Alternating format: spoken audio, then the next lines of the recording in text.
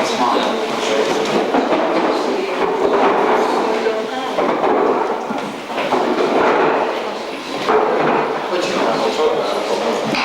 Yes, so that's essentially what you as a Muslim.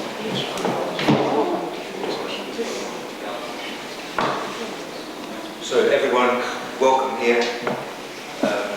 It's fantastic that we've got Mr. Feldman here to be able to talk about a subject that I think he knows quite a lot about.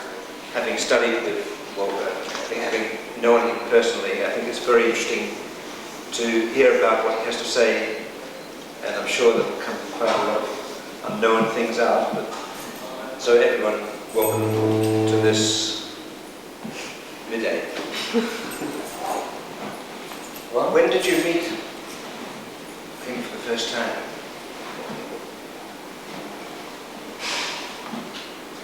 I just graduated from high school.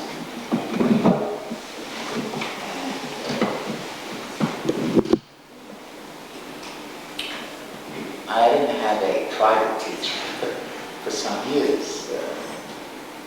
I studied with Ron Verstraeten, and I was kind of pre-high school period. And in high school I thought I didn't need a teacher. And after high school I thought I needed a teacher. And I had a very close friend in high school, a very pompous young fellow. And he was about 17 or 18, and he sent Dimitri Metropolis, who was the conductor of the New York Philharmonic in New York. He sent me a piece of his. I'm not mentioning his name. And Metropolis, realizing in the sense that it was essentially a student work, he wrote him a letter and suggested that he see STEFAN WOLPE. Now, if I may not continue the story, but go back a little bit and say, well, who was STEFAN WOLPE? Yeah. So, STEFAN WOLPE was like, well, we didn't have any big figures in New York as teachers.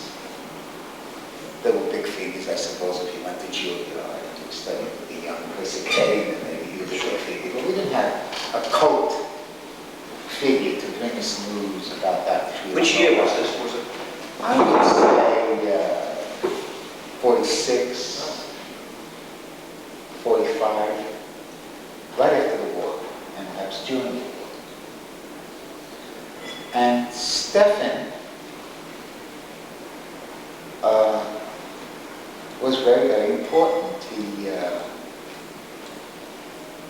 He was the only big-time, quasi-serious person around. Krennic was in Minneapolis. And people like Milton Barry, I was playing poker with Milton Barry, he was teaching mathematics, he wasn't teaching music. And STEFAN had the most interesting students, young students around. At that time, there were a lot of performers studying with STEFAN. Most of the early Juilliard string quartet was studying. A lot of jazz musicians. Just the other night on the Johnny Carson show, I saw this Veer, Mars, Joey Bushman. He played at the Persian Room at Hotel Plaza for the best 8 years. He's my age, and he studied with STEFAN. He played faggot. Well, let's... In other words, there was a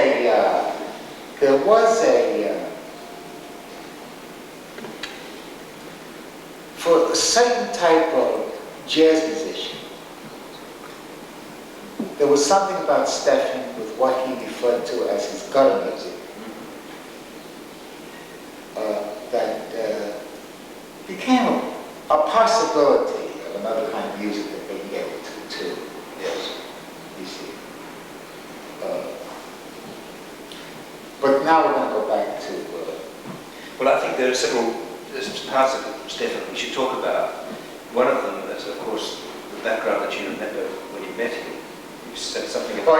say that he was just a very important pedagogue. Yeah, sure. He was our Rene Leibowitz. Yes. Actually, there's a great anecdote about the battle piece and Rene Leibowitz. There were a few anecdotes about that. Okay. But rather than get a little too, I wouldn't call it convoluted, I would call it complicated about STEFAN, I started to study with him only because when my friend, remember, at Metropolis' suggestion, went to see STEFAN, STEFAN threw him out. Why? Because if he knew this fellow, he would not want it. So we're getting close now to who it was. And I needed a teacher. And what is it to lose a friend and gain Volpe? So my choice was to gain Volpe. I fared much better. Yes, I'm sure. Because I needed a teacher. It must I didn't think of a performance for the Metropolis. But it must have been a very stimulating thing to be taking lessons or... To take a lesson with STEFAN WOLPE. How did it happen? What happened? What did he do? Well, it made studying with a samurai like baby food. He was a loving mother. He was very much like a woman I once saw in Chinatown, where one minute she's kissing her little kid, the next minute you're turning, the kid is screaming, crying, just was slapped. At one minute he would say something about your music, he'd absolutely put it down, and next thing you hear, Fantastic. it was, sage. And he, if anyone would read, unknown to me, he wrote about me in Darmstadt in 1958. I see. And there is this document. And actually he was nuts about my music. All the things that he would try to kill me off with at a lesson. Yes. The absolute slowness of my variation, if it existed at all, was some of the things that was very impressive. Because remember, he came from a generation in which there was only one way to write a piece, in which they were right, and that's variation. But the thing is, what are you going to vary? And I had the same problem then and there. Anyway, it was quite marvelous, and I don't know how I could really define the lessons. Did he play your pieces on the piano at the time? Oh, he made them. The pieces were soft, and he was.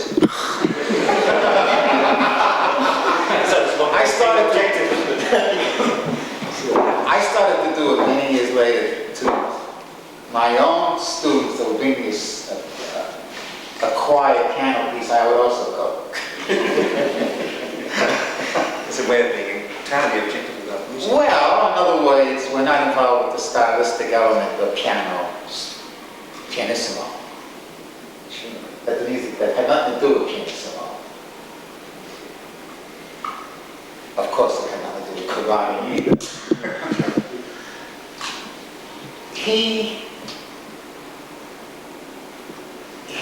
He gave me nothing from any fantasy I thought I would get from a German pedagogue. The German pedagogues that came to America in the 40s were anti the academy. Joseph Albers, when he founded Black Mountain College, John Cage told him that if he was the director of Black Mountain College, it never would have gone the direction, the permissive direction that it went with Joseph Albers, that looked, so formal, head of Yale, Sure. art department, theorist, academician in a sense, in terms of color theory. Yes. They were very free and loose. There was a whole set of them, and they were marvelous. And I would say that I swung towards the European aspect rather than the Amerikanische aspect of all the people hanging around Copeland at the time, or William Schumann. Did he ever talk very much about his own music to you? Wolpe?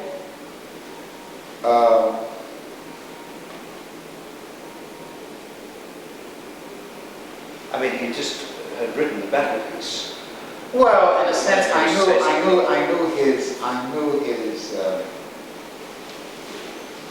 what was on his mind when he put a piece together, Yes. which was absolutely very interesting for me. It was my first introduction into, say, a Marxist, a dialectical approach, actually out of Hegel, and that is unified opposites. And you know the Israeli songs? No. Well, there's one in particular called "If This Be My Fate." It's an incredible folk song. There's an I amazing don't- folk song that I know. I don't know if it's a folk song. Well, everyone thought it was a folk song. Well, whatever So that was. it was actually written by Wolpe. There were many of them, the whole set. The one I'm thinking of is "If This Be My Fate." This be my fate, da, da, da, da, da, da, da. And the piano part is magnificent because the piano part is going along in another way. Yes. You could say unified opposites, you could also say polyphony,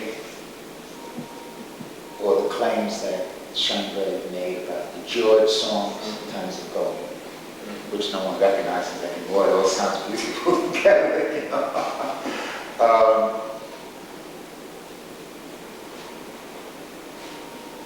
His big mentor and his big artistic friend was Varese. I see. And in many ways, I feel that his American period borrowed from Varese. You know, where the Varese uses just a few notes, and then he kind of goes to town on them, and then he adds a few more, and he goes to town on them, as slow as possible. And if you take a look at one of his best pieces, the flute and piano piece, Yes. you do it. That's exactly, it has that Varese approach of handling notes. Well, I would like to get back a little bit. We've gone a bit far, but I would like to get back to the point where you started talking about his compositions, and we were talking about his compositions, and that he didn't say very much about them, or spoke a little bit about them. But he probably told you a lot about his methods of composing. No. Did he say nothing about that at all? No.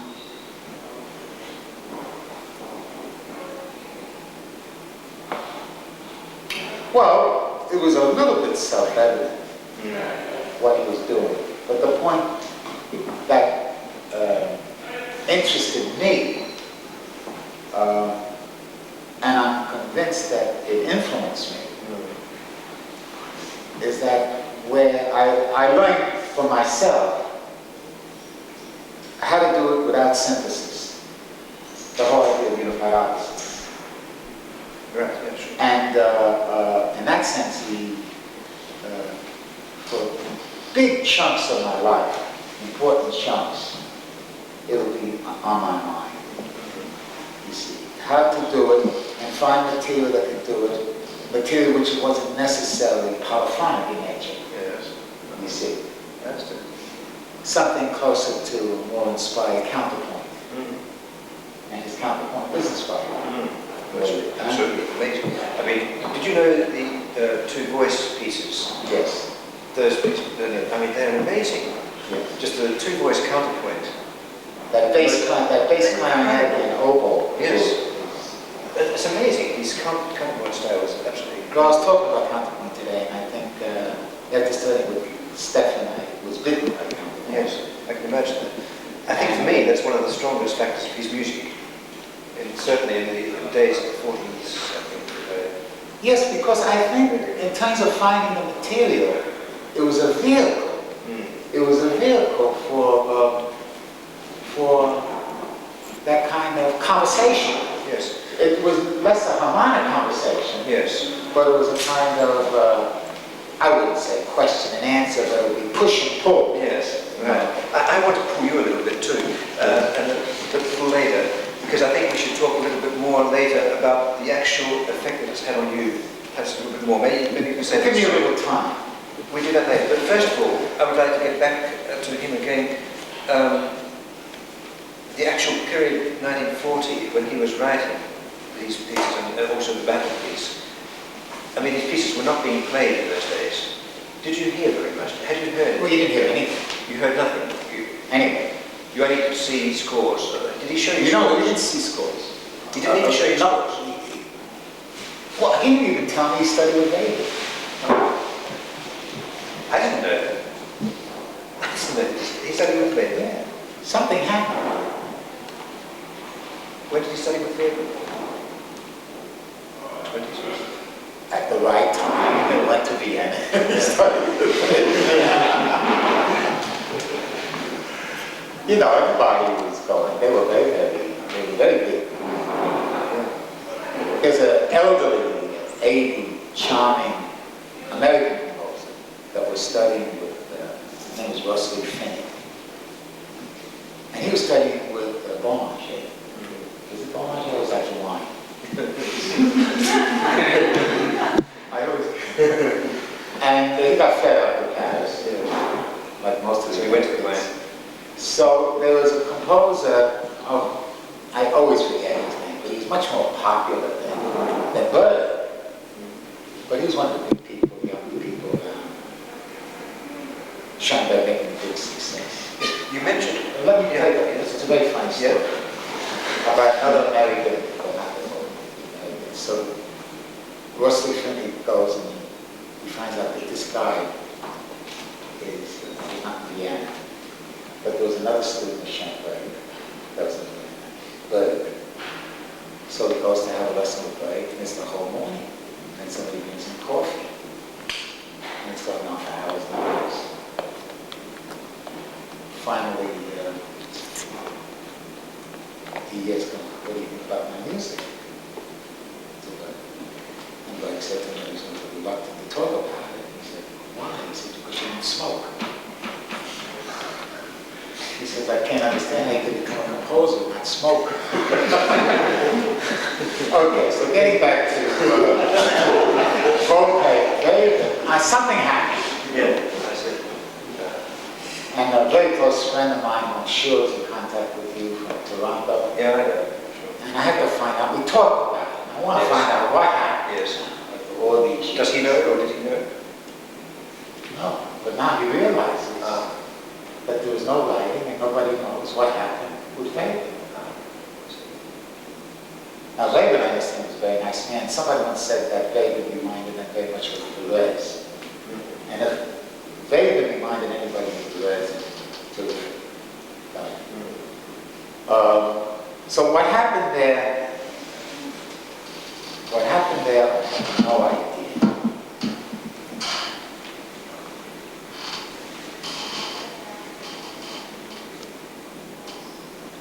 I think there are other things that happen.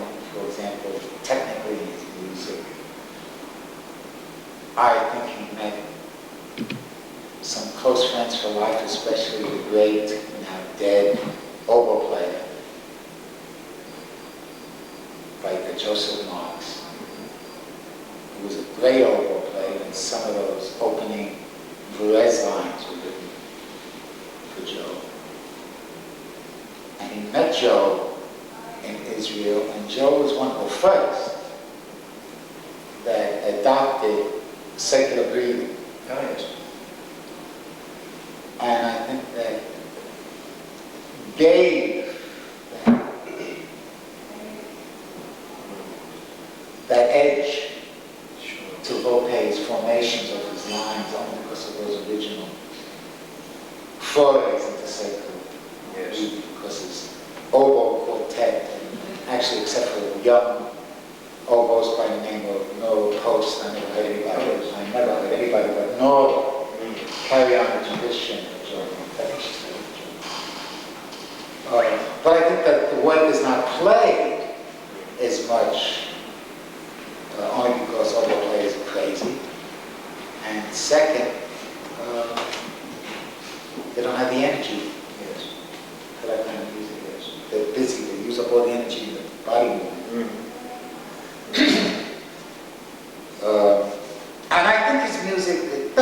suffer, but I think his music developed a phonetic type of dynamicism that Perez had. Yes, I think so. So good performances didn't happen very often. No. Because people couldn't keep the stamina, either Perez or him, and practically for the same reason. Yes, but he must have been himself, also as a pianist, pretty good. Hilda's told me that he played quite well, but did you ever... I don't know about that. You know, there's this book that Andre Gide wrote about playing Chopin. He's going from one piece to another, about these difficult pieces of Chopin, and somebody I know played these pieces. They were dreadful. I'm not Most composers do that. No, I think that was fabulous. I think it was a lie, really, to create this myth. But I've heard another book, I think it's on Chopin. Oh, yes, I know. But I've heard this about Wolpe quite often, that he must have played reasonably well. I mean, the pieces yes, I heard incredibly constructed for piano, really. Yes, I heard Amazingly constructed. I heard him from the keyboard songs, not keyboard. Many times I would stand on the floor. Yes. And here, in fact, I'm not up to it, but I do a great imitation of Stefan writing on his pieces. And also the yelling, the screaming, the German, and the whole thing.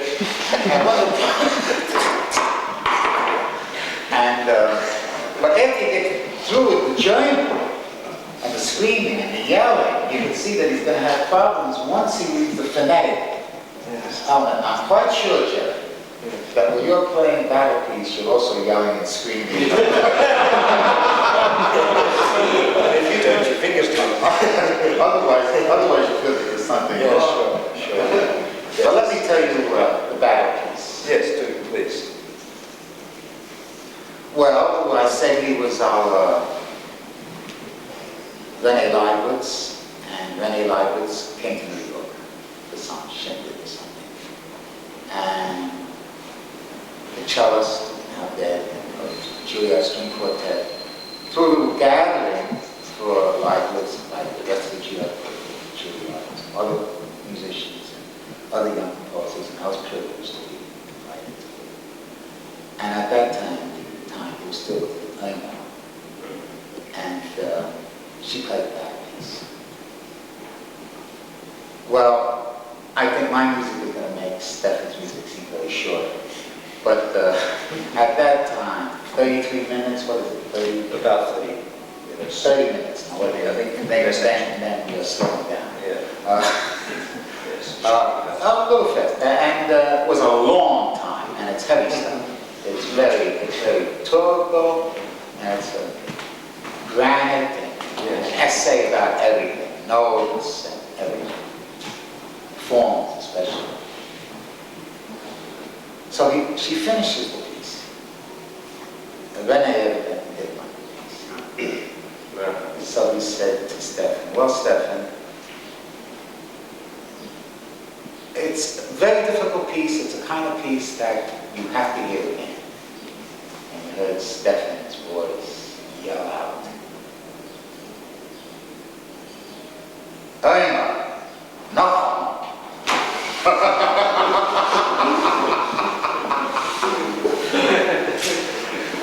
And we heard it again. But that was the big piece. When I came into the Wolpe camp, and essentially it was a camp, but it wasn't a camp like stock house. I mean, it was.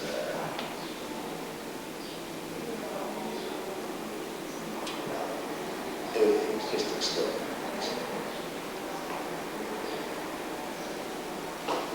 You felt that just by knowing him, you're giving 100 bounty points in advance.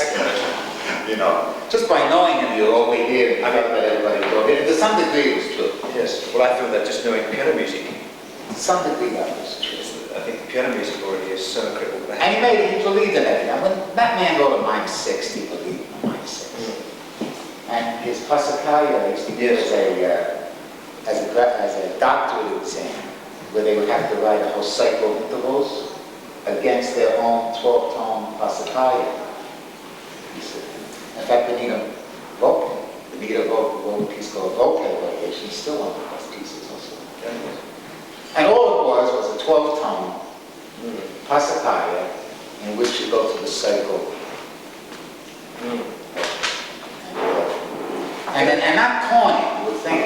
Well, at that time, it was not a corny idea.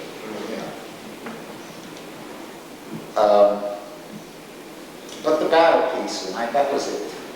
Now, this is something that might not sound too attractive in relation to John Cage, but it's a typically John Cage, that it's a little corny.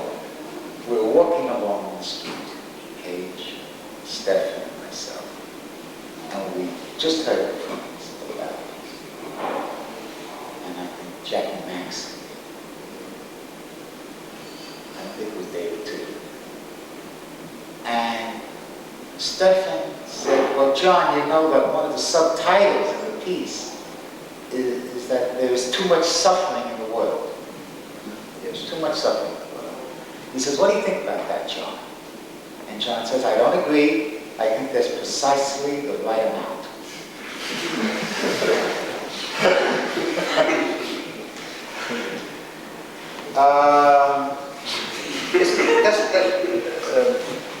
Have you also written Toccata? It's also later, but I think it's later anyway. Later. Yes, I just had a birthday party in California, and I asked someone to do his forms. Yes. I think his piano music is extraordinary, but it's a bit much. There's a lot of it.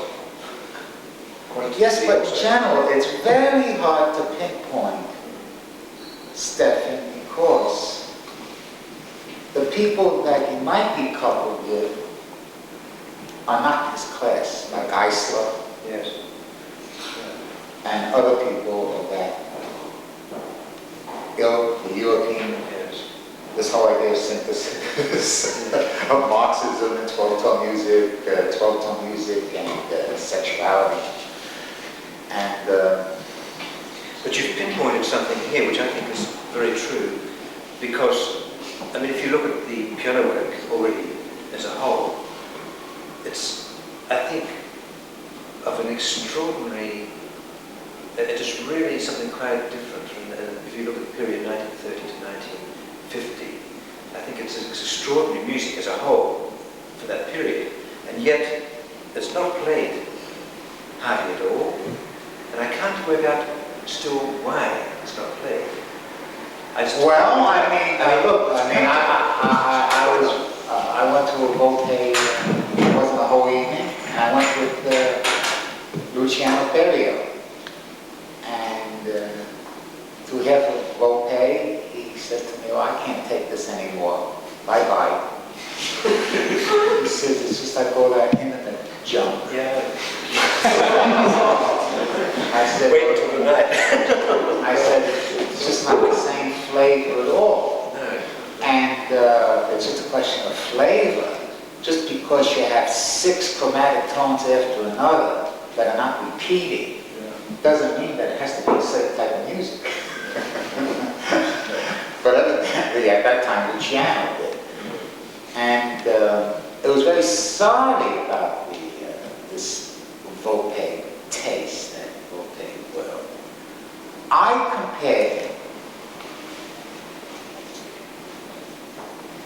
that he in relation to the 12-tone world, I would rather say 12-tone in Syria, was like Leger to Cubism. Yes. That is, again, a kind of proletarian, industrialized imagery, you see. But we just can't hear what you refer to, little snippets of it. A few other things. One, because there are several things I have to ask you that I think you're the only man that can answer these things. Perhaps there's one other. Who? No, but That has to be. I can't take it. I can't take it. I can't tell it to the train.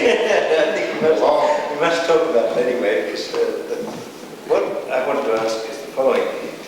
In the late 1940s, you were in Darmstadt at one stage, or No. you were not in Darmstadt? Never in Darmstadt. Not in those days? Never. Because I have a question. My question is the following. The Bülow's Sonata No. 2. Yes. I have such a strong feeling that he must have heard something of the battle piece, which was written in about, what was it, 1943 or 4 or something. And I'm wondering how that could have happened. If No. You don't think so? No. Do you think it happened or not? I don't think it happened. You don't think so? You don't think you heard it? No. I don't think he heard it. I think he heard the prepared piano in Marteau. Yes. He was there at Paris anyway, corresponding. I see. But I don't think he heard it as well. No. That's one of my I'm questions. glad so I have to take that to the grave. That's one of my Don't you know how happy I would be? Of course, Ula is good at that. It's interesting because there is some sort of connection between it. At least there's not Energy, maybe. energy there is certainly. And Energy. Some perhaps Energy. maybe because these two works came so close together, it's just a matter of 4 or 5 years separating them. But No, it was a very interesting thing. Stefan became, well, there were a lot of young composers develop a, I wouldn't call it a vocal style, but they were tuned into a certain type of energy of keeping it going. yes, And that would be like rough shaking. yeah, rough shaping. And I would say the younger Charles Warren. And the whole idea also, especially with Charles, is that big measure, that 10/4, 11/4 scrolling measure. Yes. Which I recorded too in some of the early pieces. Also had that big scrolling Yes. measure. This is something I found very much with the Passacaglia from Wolpe, the 1936 Passacaglia. Yeah. When playing it, you have the feeling. You don't. I mean, of course, you're playing what's written, but you're playing something quite different at the same time. You hear afterwards almost a totally different time world, although you're playing very meticulously small, tremendous lot of notes and a tremendously small time world. It sounds very big. Well, that's because he's handling the macrocosm huge. and the microcosm. I think this comes in the battle piece very strongly too. I feel most of those two pieces. If I could jump ahead, because this also has some relationship to what I was talking earlier when I was talking just about my own music. And I use the term syntax. I think that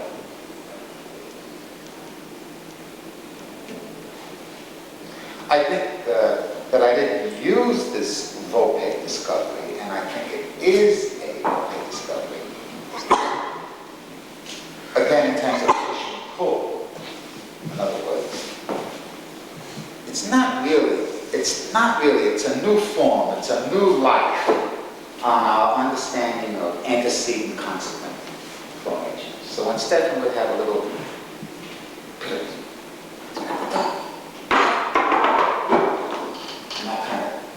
thing going. In the meantime, there was this overall sprawling notational measure. You see, you have the big and the small at the same time. And it's quite extraordinary because at any moment it could just topple over. So my biggest Volpe influence in my own music, in my own way, I suppose, is shape. Yes, I can imagine that. And in fact, that's the only thing he ever talked about. Now, the shape. And when he said Zeh Shun, is is that he liked the shape. So maybe I knew that if I shaped very beautifully, I could have say Shams.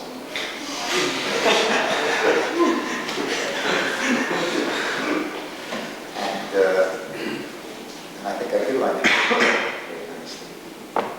But shape what, of course? Yeah. See, that's the problem. You see, to me, shape then became maybe one chord to another. Yes. I think it became less generous. Yes. But there was something about his music that haunted me all my life.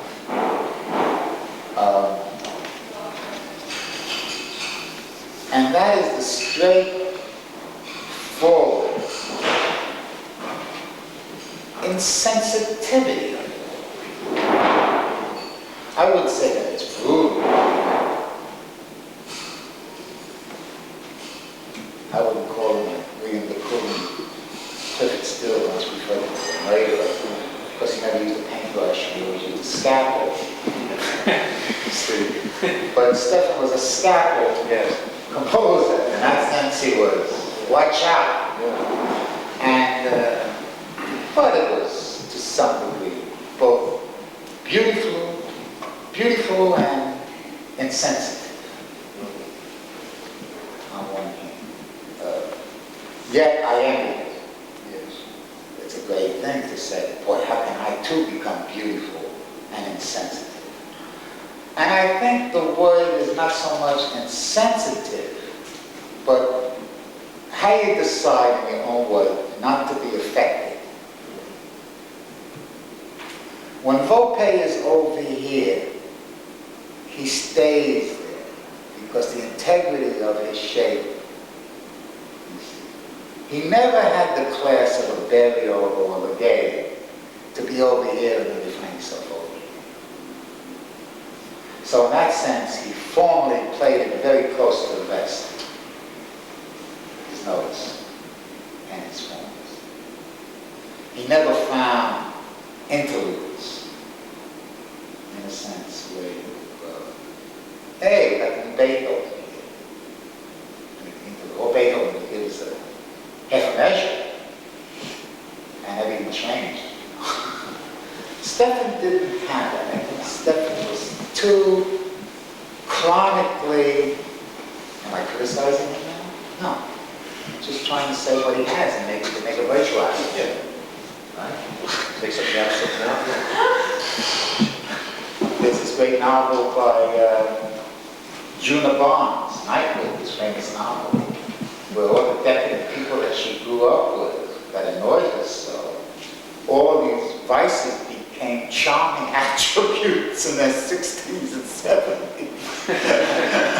And what I thought was insensitive as a young man, what do I mean? He didn't reach for a harmonic.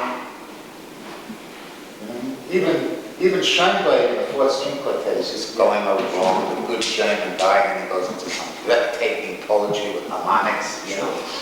Stefan never had that. It was that matter of fact. Why it was there, I don't know. However, it bothered me why it wasn't there. And to some degree, my new piece, and a lot of my pieces, are close to the rest.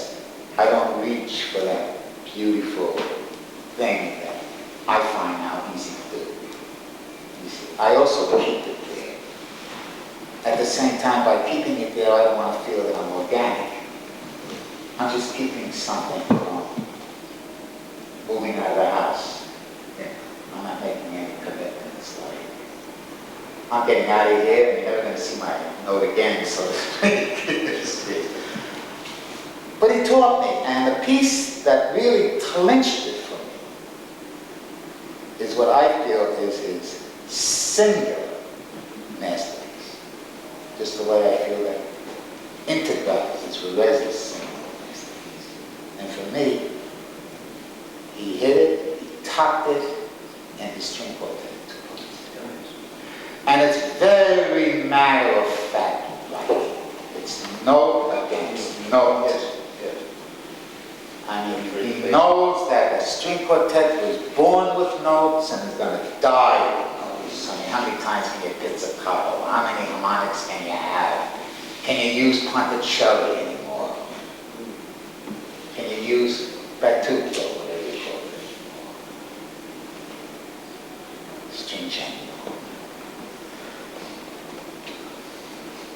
It's just plain music making. And maybe that lack of glamour was what perhaps bored Berlioz. Yes. And the classy Europeans. Sure, maybe. Isn't that a way of getting rid of a whole generation of composers? Berlioz and the classy Europeans. We must put Wolpe in the play, please. They were movie makers. You know, they know when to drop a tear. But it's that matter-of-fact thing. What is it? Stravinsky-ish? I'm very interested myself. I'm not interested in the modalisms that is a substitute, I feel, for the lack of. There's a very early piece called Pastoral. Do you know it? I remember Pastoral. I think this is quite early. I think it must be around about 1928, 9 maybe. I remember Pastoral. And even that is it's one of his very simple pieces, or at least it looks simple. It's not simple in actual fact. I think it's simple from Wolpe. But that piece is it's quite a tonal piece. But even there, you have a very basic, working with just very basic things. I mean, there's no well, that's what I'm just really everything. There's no LV. No. It's a non-LV music. It's very honest music. The pedal doesn't even hold over for pedal.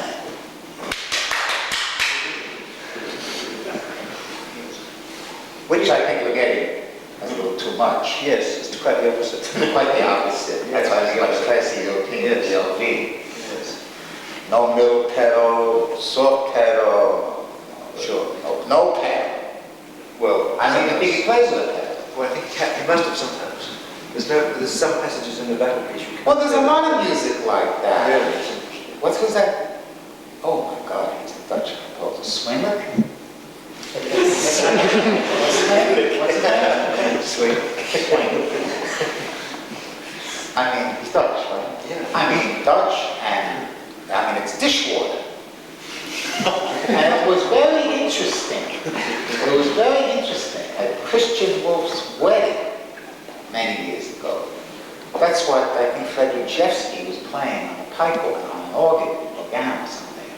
This Swans, you know, strong. At the same time, putting you to sleep, but keeping you awake. So you're in a state where you have to confront this crazy music. And all this music in history, just like, well, it's like Elaine de Kooning once said when she first heard Christian Wolf. I asked her, what'd you think? And she said it was like someone very slow pushing toothpaste out of a tube.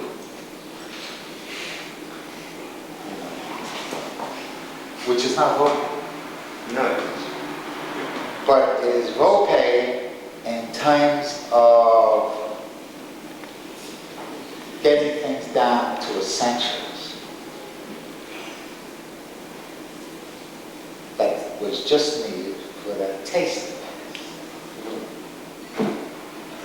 But it's very, very difficult. It's very, very difficult. Someone to characterize style as those little moments where you fit something in. And then I did a lecture recently with that particular idea. For example, I gave a lecture between a Salieri approach and a Beethoven approach. The Salieri approach would be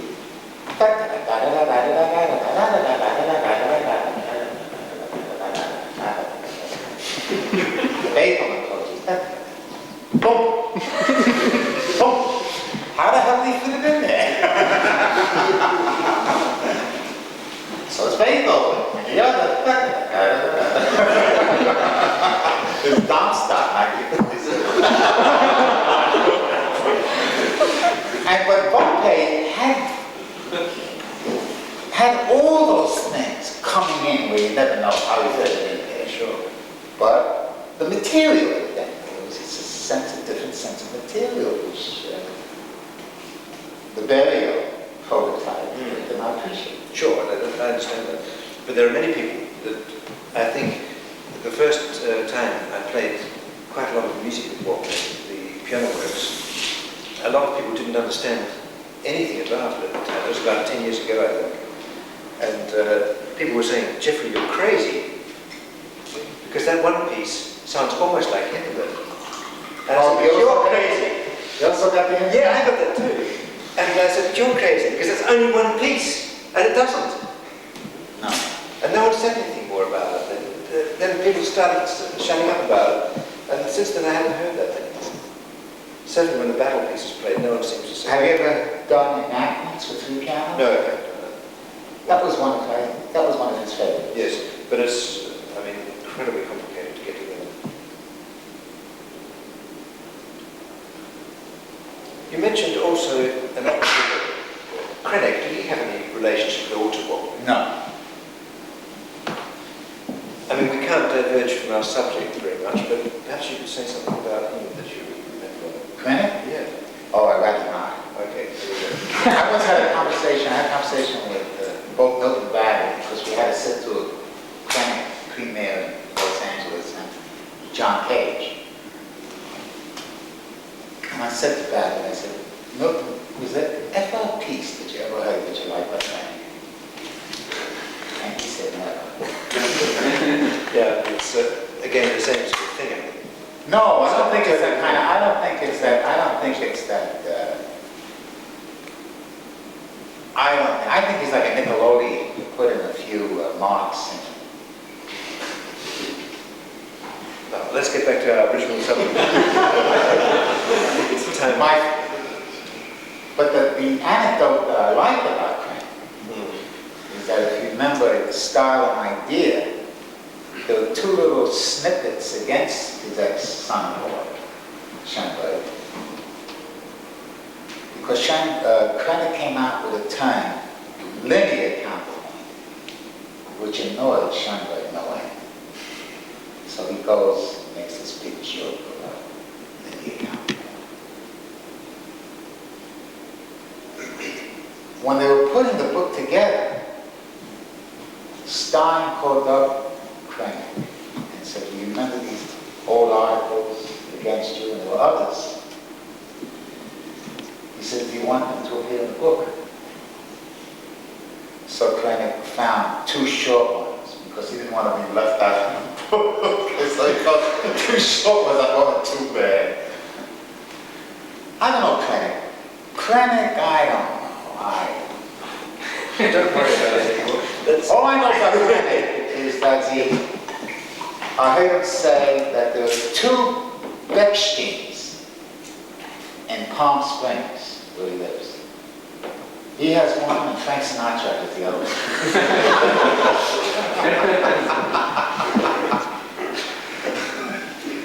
That's information. Whatever happened to that Beckstein? No, let's not. First of all, he never took a hold of me and my friends. I see. And yet there are a lot of students that are very loyal to him. Yes, sure. And a lot of, a lot of people drop. Getting back to Wolpe, because that's obviously our subject. When did you last see him? Was it in the later part of his life, or? Well, it was a few years before he died. It was absolutely most extraordinary.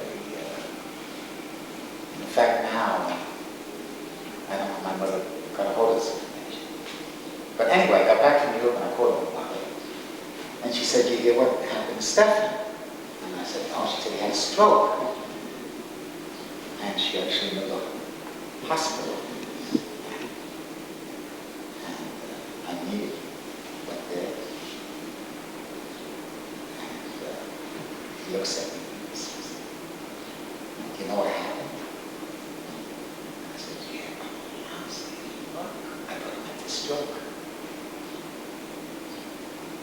Bernstein is not going to do my symphony.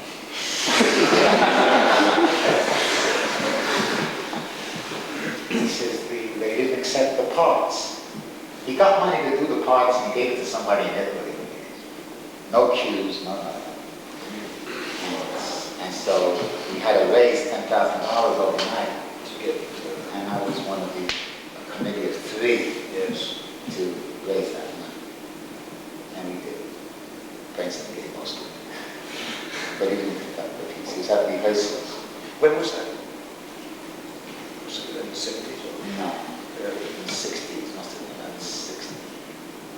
84.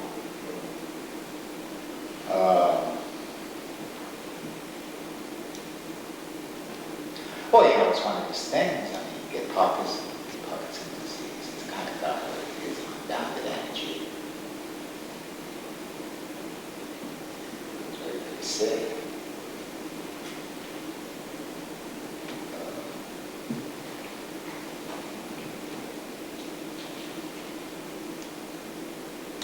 His biggest complaint and his biggest, almost bitterness, is when he wants to attack me.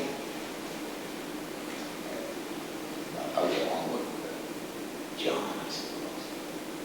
But for not playing his music when we gave concerts. Okay. I said, but you're always arguing against it.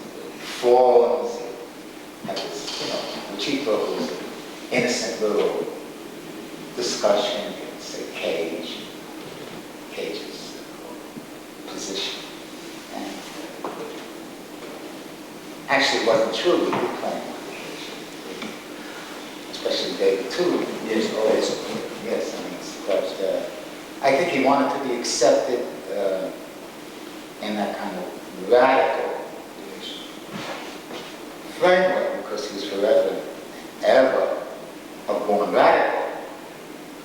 But his radicalism was a different,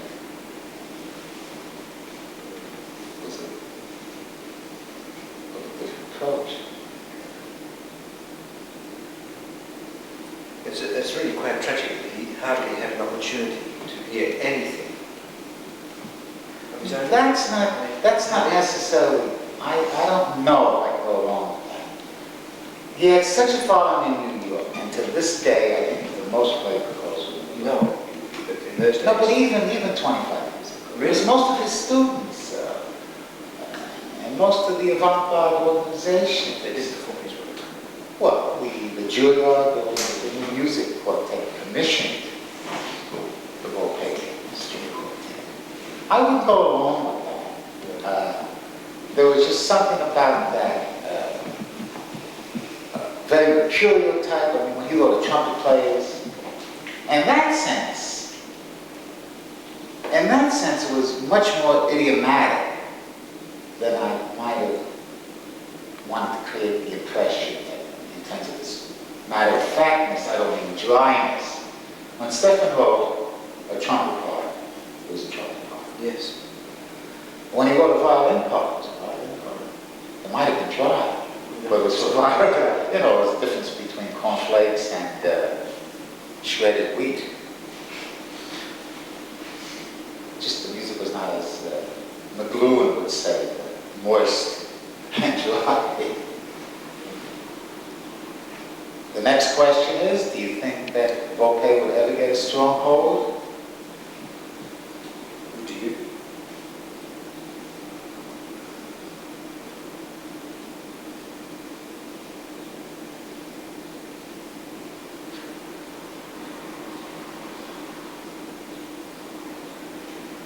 Shall I answer it for you?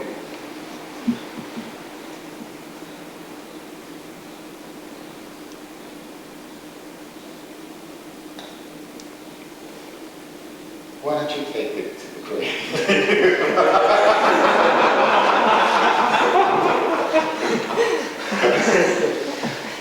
No, I don't know the answer. I feel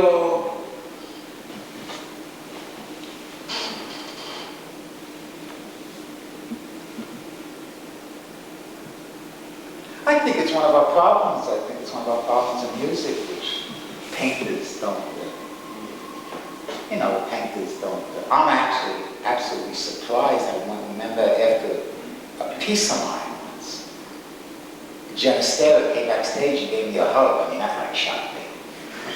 You know? And this whole idea that people doing other things than you yourself are doing is, and still liking music. For example, Wolfgang Green, you know, thinks I'm it. He's a better type of fellow. But I would never think listening to a piece of his is better than a great regard for my music.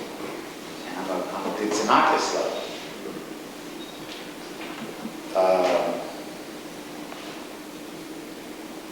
But getting back to that question about, do you think... I think that there's a problem with music, and I think Veer, who's no dope,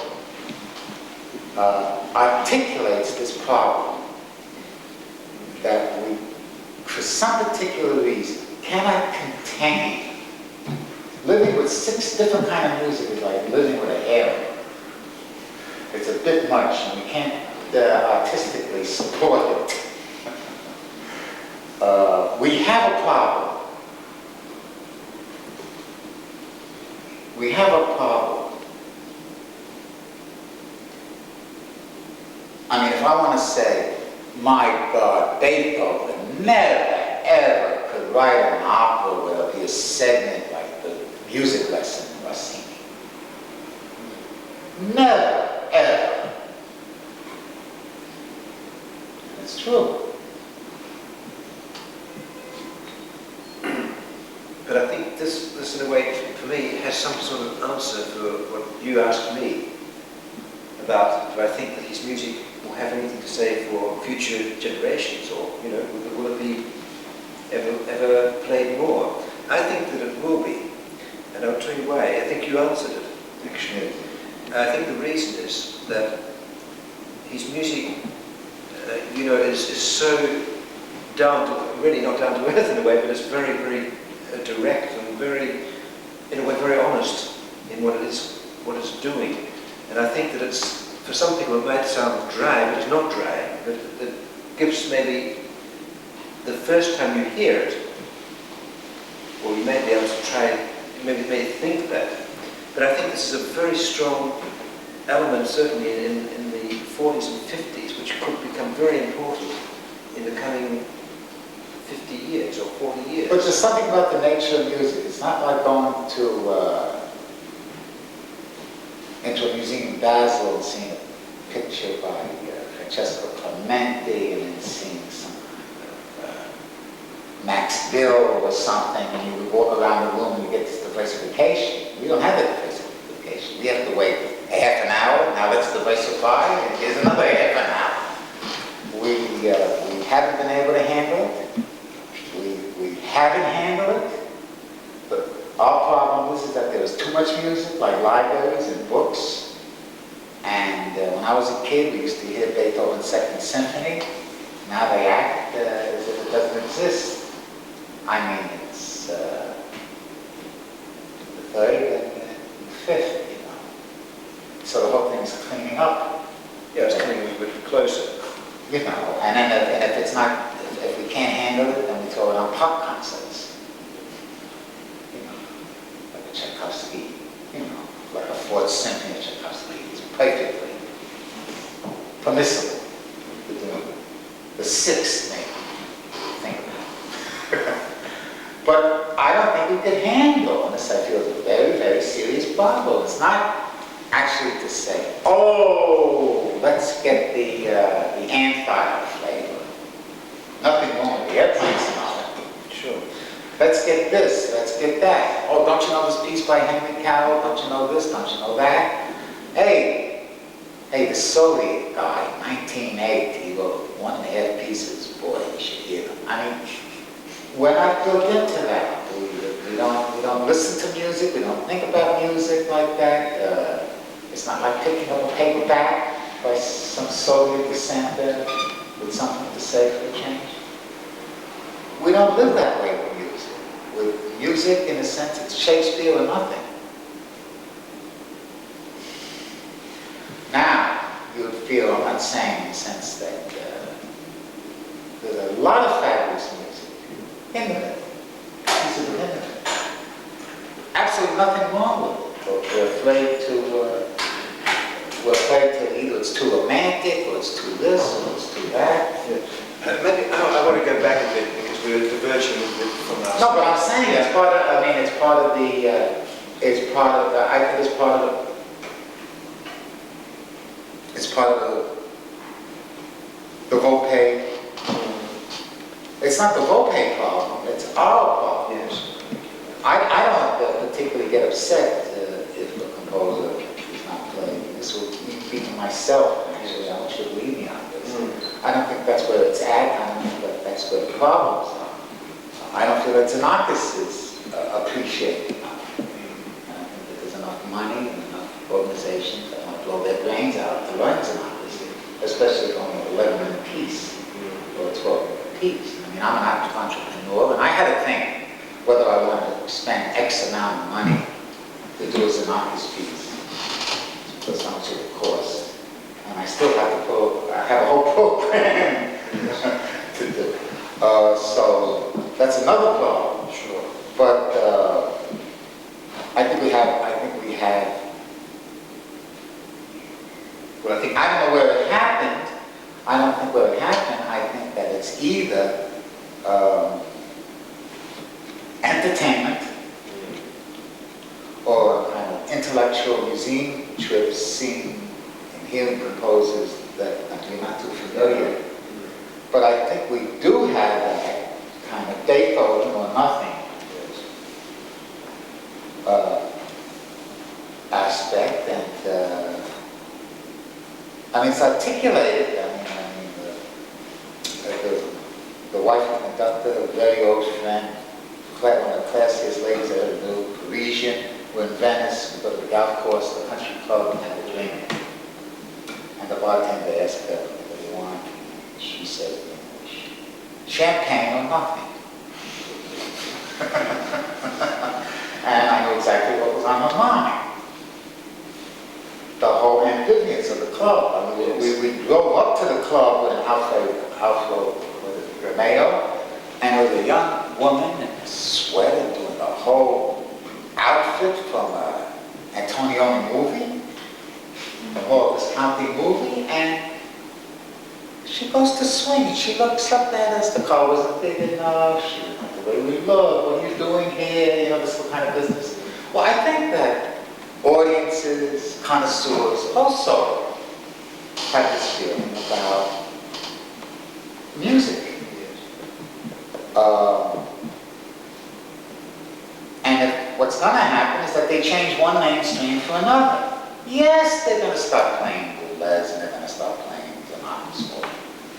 Yes, Stockhausen and Berio will call it a day, and Feldman will be played until you can't stand it. And that's the new regime that comes in. It's the new situation. Why do you need Rimsky-Korsakov? You have your student, Igor Stravinsky. Why do you even need Dirty Debussy when you had someone doing it better like Igor Stravinsky? So the problem is how can we change that particular climate, concert-going attitudes, that it's not Beethoven, that it's not a new fantastic symbol that we're in some optimistic direction, rather than sitting and listening to a piece where we don't understand the flavor. Is it chocolate? Is it vanilla? What the hell is going on here? And that is okay. Yes. It is very strange stuff because it doesn't belong with anything else. There are radical things in that piece that, in a sense, has not been equaled by the so-called radical composers. We know Stefan had lessons with Busoni, didn't he? Yes. Did you... He never talked about the song. He never talked about it. Yes. Why not, do you think?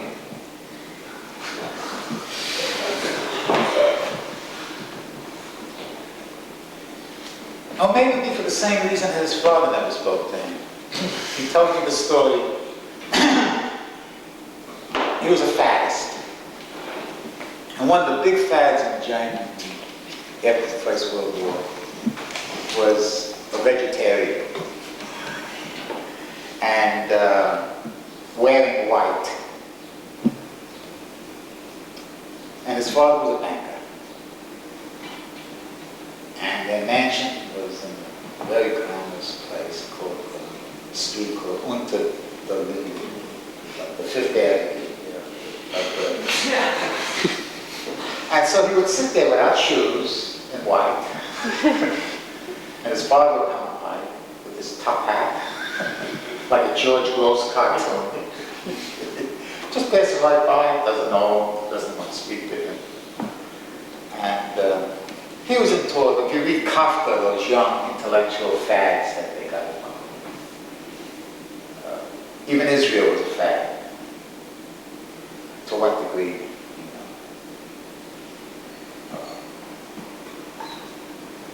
That it really had that much to do with Hitler Germany. I think it had to do with the fact that Zionism was very strong amongst Jewish intellectuals, and he was Jewish. Yes. A lot of people don't know that stuff. Yes. But I felt a certain uneasiness when we asked about this whole idea of STEFAN WOLPE prevail. And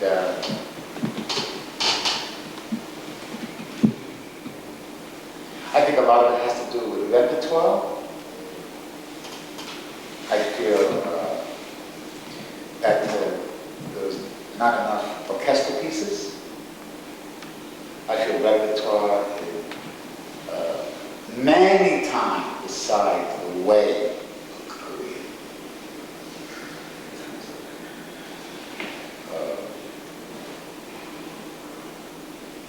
One questions whether kind of ad hoc 60s instrumental combinations will survive. Sure. And which his was very much part of the younger man. It was the same kind of instrument, the same palette as the younger man. I'm not saying he was eclectic, the younger man, but he did envy the younger man. Yes. And admired him. Had no argument. I was in Berlin a few weeks ago, and I met this man. He came out to a battle piece, actually.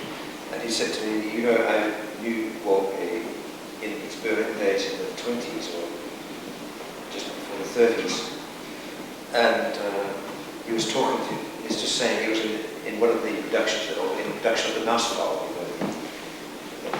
Was this the lady that runs the Academy of Kunst? No, it was a man. He came from East Berlin. I see. He lived in East Berlin. He's about 80, I think. 82, yes. 83. This is another elderly man that knows that. Probably is that one. You have met him also? Yes. Possibly would be, because it's very... In Stockage. Yes, he was there too, yes. That's right.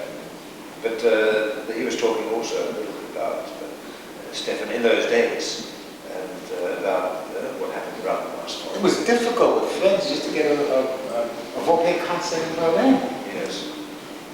Well, even now, but it's easier now. I mean, that now they realize in Berlin, I think, that they need to... Well, there's going to be a big issue on Stefan with music texts from Cologne. Well, generally, actually, in Germany now, there's much more interest in Wolpe than ever, I think.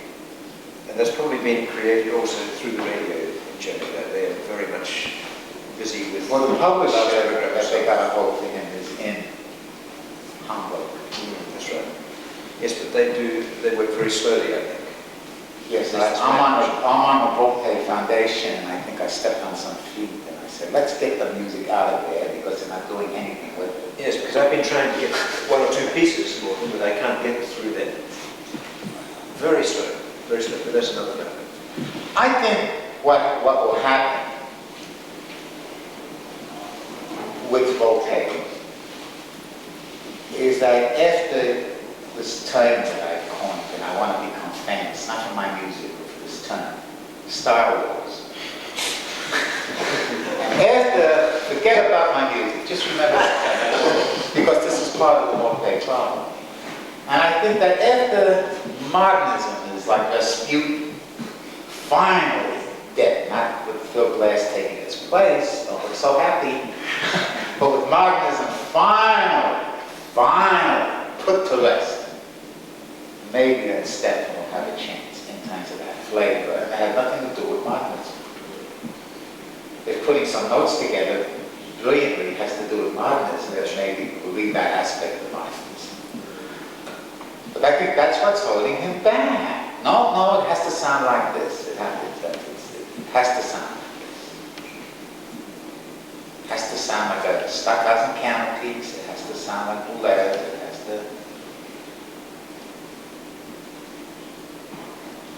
Well, it has to have that beautiful fragrance coming in from a Milan barbershop. You know, you can hear stereo hitting his chords, you know. Drawing up the chords. But I think that's the problem. Is that he is... I mean, there's a conspiracy not to be interested in it. Conspiracy not to be interested in it. It was established by a lot of young, brilliant types that didn't find his work interesting. And it intimidated even the most progressive and most generous radio producers. Yes. Sacred radio producers in Germany have been very generous to me, but I wouldn't even handle what Steve. No, but they are doing a lot for Steve. Yes. Really, they are. I mean, the complete piano works have just been recorded. Yes. And they've just been recently broadcast, I think twice they've done this. They've done programs a few hours duration on his work and all sorts of things about it. Anyway, Morton, thanks very much. Any last question? Anybody here wants to know a little more about Volpe or something? Do you ever talk about other music other than his own or yours? Other pieces and lessons? Beethoven, Bach. Oh.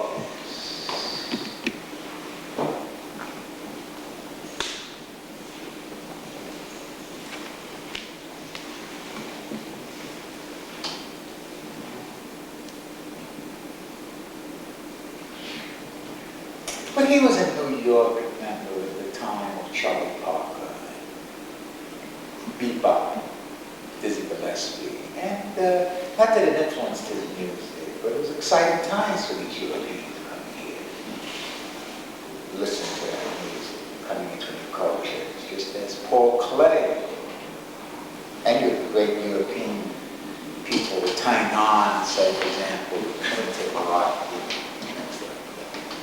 New York was a very exciting culture, and jazz was a very important part of it. In that sense, he was much more open to this music, being European, than some sections of the students, like me, for example.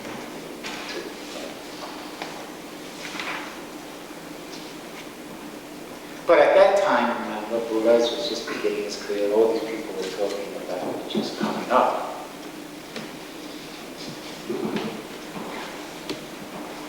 And they were all in New York, and it was a very exciting time. He was a very generous man.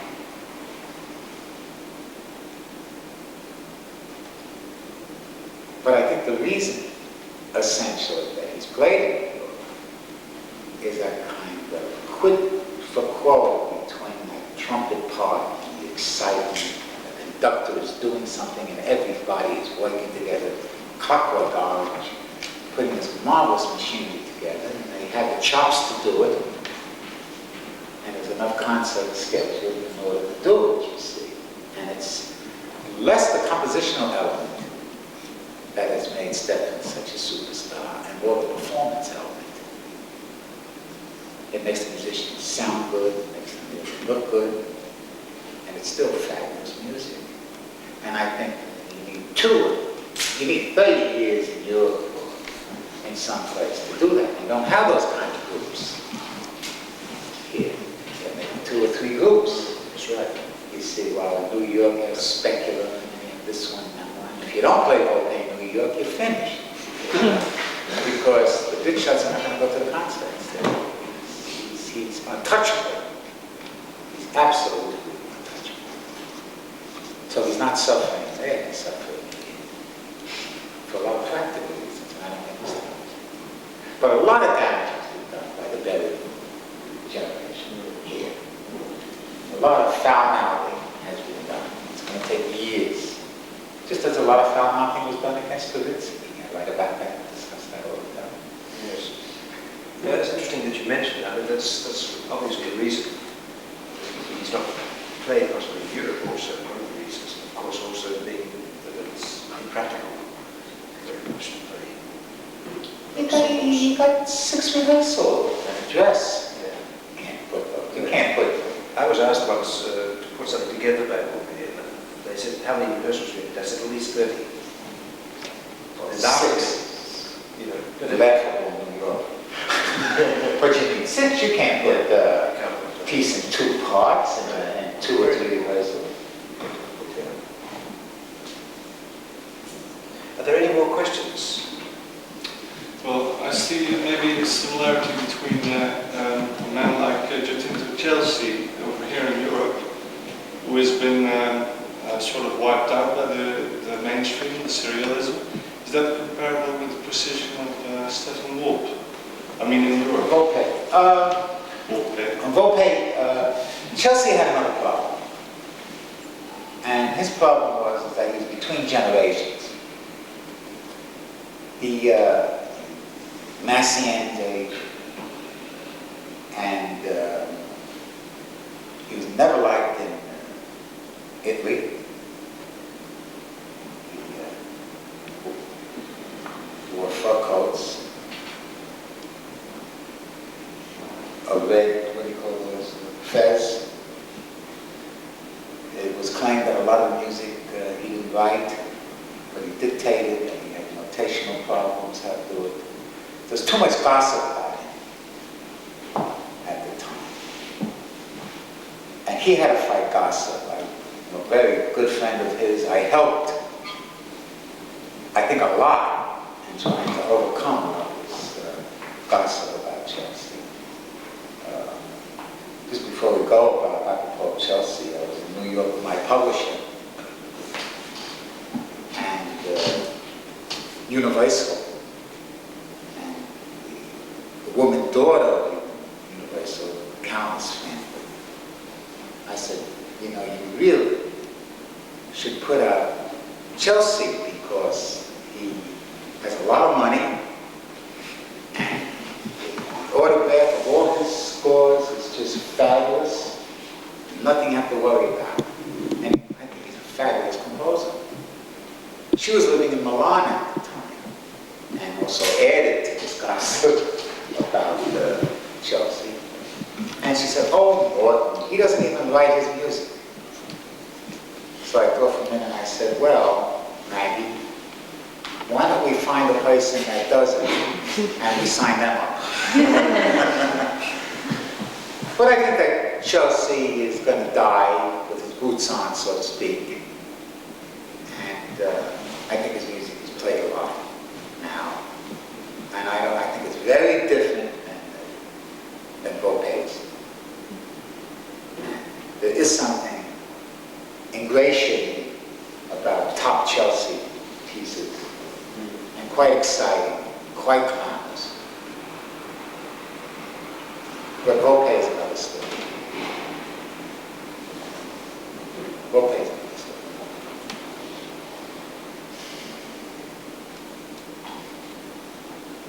But it's our fault.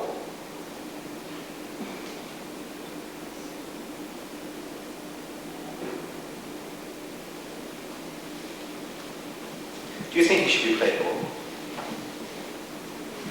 Really? Personally? The only way I can answer is John Cage, but he's played precisely in the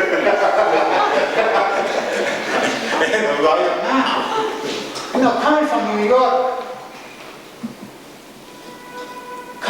York, yeah, I mean, you know, he's played so much, so continuously. Yes, but I mean, if you come here, he's not, you see. You see, so it's like somebody you see, you're talking about this guy doesn't have enough to eat, and my memory of just before I got on the plane is like someone eating strawberry shortcake and a chocolate cake. In other words, I feel in a sense that his life, and he also has a fantastic historian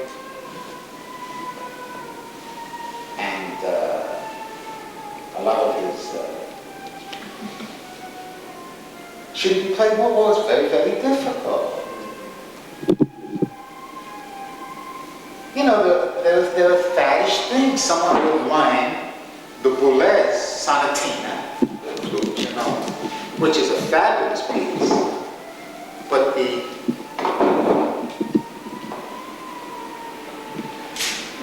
flute de Volpe is also fabulous and to some degree even more difficult. Yes. That flute part is more difficult. The piano part, actually, a lot of complaints about the piano. Of course he should be played. But this is the difficulty of all of his work. I think also the piano work is in fact more complicated than what you hear.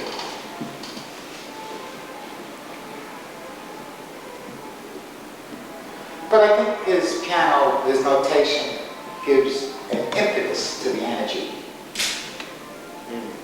Yes. And so you're having this kind of pianistic It's the energy that comes out of the actual writing that you actual writing, and you have a kind of pianistic style, so to speak, which is also producing that kind of, you know, how to get from here to there, sort of thing. Which you have in him actually more than in Boulez. Yes. Because Boulez gets there by transition. Yeah. And in Volpe, you just find yourself It there. goes there. Okay. No questions anymore, I think. No Thank questions. you very much for staying here this afternoon. Thank you.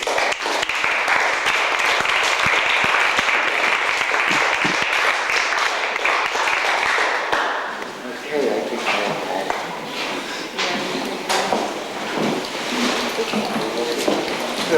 that.